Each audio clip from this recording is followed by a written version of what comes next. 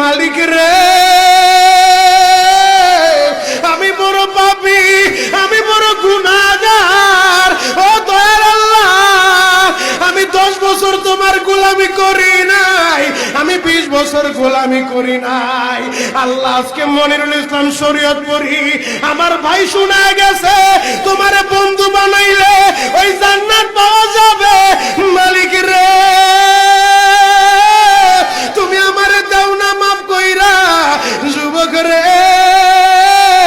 যদি কেউ আল্লাহরে বন্ধু বানাইতে পারে তার কোনো আর চিন্তা নাই, তার চিন্তার কারণ নাই গো বাবা। এ যুবক ভাইরা, দাড়ি পাকা বাবাজিরা, সবাই আমার দিকে একটা নজর তাকান।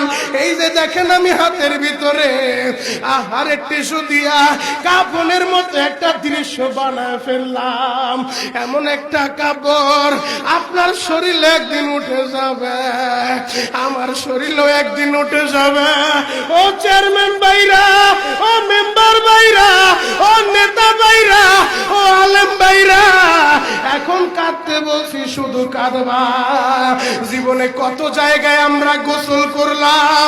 আহারে, কক্সবাজার ঘুরতে যাইয়া সমুদ্রের ভিতরে গোসল করলা, কুয়াকাটায় ঘুরতে যাইয়া সমুদ্রে গোসল করলা।